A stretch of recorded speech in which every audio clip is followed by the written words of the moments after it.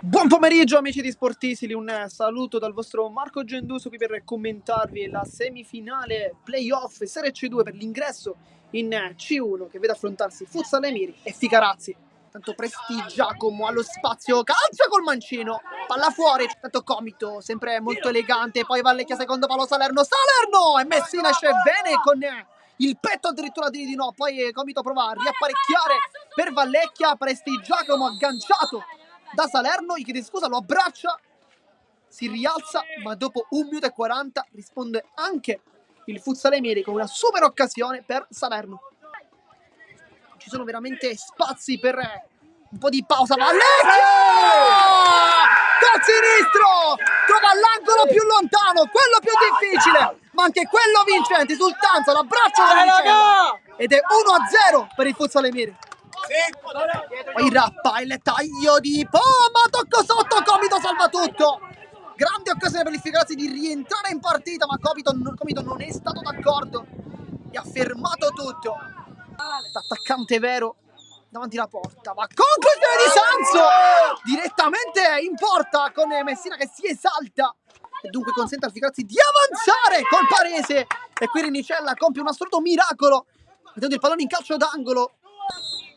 È uno schema per la conclusione di Marchese e poi sul palo Paresi è perfetta, avevano fregato praticamente tutti cercando, anzi facendo credere di un passaggio sul compagno. La velocità, Paresi punta la porta, Paresi!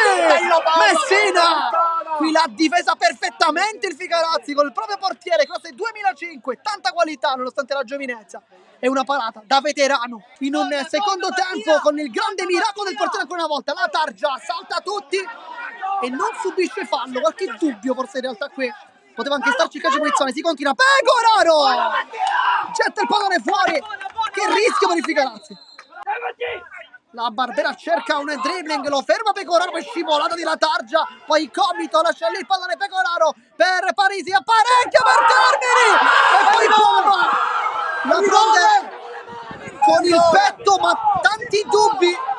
Si è chiuso sicuramente a riccio per non prenderla con le mani, però protesta tantissimo il Futsal Emiri perché vorrebbe un calcio di rigore.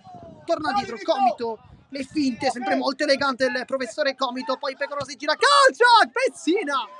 In 2 tempi, quasi palla che stava per sfuggire dalla tanta potenza del tiro di Pecoraro. Poi Rappa va a commettere fallo. Va Vallecchia, uno schema per Pecoraro, cazzo la palla, che livello!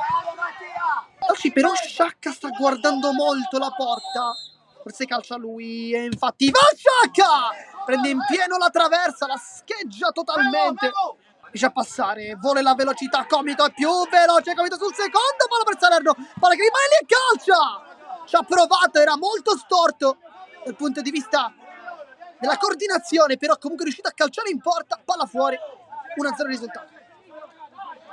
Sciacca recupera il pallone, c'è la soluzione di Salerno, il tunnel, Sciacca apre, Salerno ancora può calciare, Ries sul destro, allarga Parisi con la punta!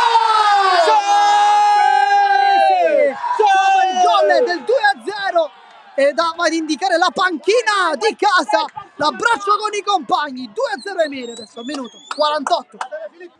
Presti Giacomo, imboccata per Presti Giacomo che non sbaglia e fa 2-1.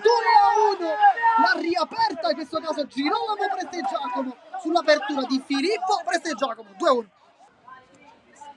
Poi la Targia, c'è largo Marchese, palla in buca dal centro per Poma che riapre tutto, 2-2. C'è disperazione per gli Emiri, ma 5 minuti alla fine, più recupero. La partita è stata ripresa con Poma, magia però assoluta di Capitan La Targia. Marchese può attaccare Parisi, Poma, Parisi ancora rientra, calcia! Palla sull'esterno, ma grande occasione per gli Emiri per poter agguantare nuovamente la partita.